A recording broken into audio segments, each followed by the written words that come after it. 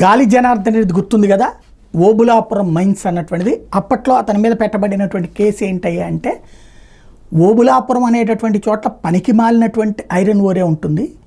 అంటే అది కరెక్ట్గా చెప్పాలంటే మట్టి తప్పించి ఏముండదు అక్కడ. కానీ కర్ణాటకలో ఉన్నటువంటి అడవుల్ని తవ్వేసి అక్కడ ఉన్నటువంటి ఐరన్ ఓర్ని ఇతర దేశాలకు మళ్లించడానికి దీన్ని వేలం కింద తీసుకున్నాడు. ఇక్కడ ఏమీ రాదు, కానీ ఇక్కడ పేరుతో వేబిల్లులు క్రియేట్ చేసి విదేశాలకు ఎగుమతి చేశాడు అన్నటువంటిదే సిబిఐ దర్యాప్తులో తేలినటువంటి నిజం. అప్పుడు అరెస్టు, జైలుకి వెళ్ళడం ఇదంతా జరిగింది. అయితే ఆ మట్టి కుప్పలను ఇప్పుడు అమ్మేసుకుంటున్నారట. అంటే ఆ మట్టి కుప్పలను అప్పుడు సిబిఐ సీజ్ చేసింది.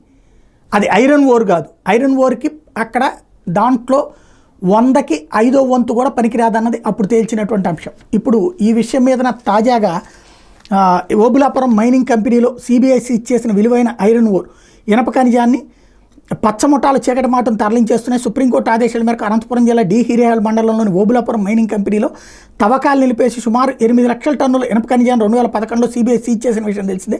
దీని మీద కనీసం టీడీపీ నాయకులు 4-5 రోజులుగా ఓఎంసీలోకి చొరబడి లారీల్లో ఇనుప ఖనిజాన్ని చీకటి పడగానే సమీప స్టీల్ ఫ్యాక్టరీలోకి తరలిస్తున్నారు. అర్ధరాత్రి వేళ కొండ ప్రాంతాల్లో లారీల సంచారం లైట్లను గమనించిన స్థానికులు ఓఎంసీలో దొంగల పడ్డాన్ని చర్చించుకుంటున్నారు. రోజుకు సుమారు 4,000 టన్నులు మాయమవుతున్నట్టు సమాచారం. నాణ్యతను బట్టి టన్ను 4,000 వరకు విక్రయిస్తుండడంతో భారీగా లూటీ చేసినట్లు అంచనా. ఓఎంసీలో లభ్యమయ్యే ఇనుప ఖనిజం నాణ్యతకు పేరు పొందింది. దీన్ని కాజేసేందుకు టీడీపీ నేతలు పథకం ప్రకారం వ్యవహరించారు. ఇందులో భాగంగా ఎల్లో మీడియా తప్పుడు కథనాలు రాయించారు. సిబిఐ సీజ్ చేసిన ఇనుప ఖనిజం గత ప్రభుత్వాల్లోనే తరలిపోయిందంటూ తప్పుడు కథనాలు వండివార్చారు. ఓఎంసీలో ఇనుప ఖనిజం తరలిపోతున్న పోలీసులు కళ్ళప్పగించి చూడడమేనా చర్యలు తీసుకునేందుకు సాహసించడం లేదు. లాఠీ ఉలిపిస్తే బదిలీ తప్పదనే భయం వాళ్ళని వెంటాడుతోంది. ఇనుప ఖనిజాన్ని టీడీపీ నాయకులు అక్రమంగా తరలిస్తున్న విషయాన్ని బీజేపీ నాయకుడు మాజీ ఎమ్మెల్యే కాపు రామచంద్రారెడ్డి సైతం ఇటీవల బహిర్గతం చేశారు. గత ప్రభుత్వంలో దోచేసినట్టు వచ్చిన కథనాలను ఆయన ఖండించారు. దోపిడీ అంశాన్ని సిబిఐ డైరెక్టర్తో పాటు ముఖ్యమంత్రి, ఉప ముఖ్యమంత్రి దృష్టికి కూడా తెస్తామని చెప్పారు అన్నటువంటిది ఇప్పుడు సాక్షి రాసుకొచ్చింది. మరి ఇప్పుడు సిబిఐ ఏం చేస్తుంది? ఎందుకంటే సిబిఐ సీజ్ చేసినటువంటి దాన్ని ఎత్తేసారు.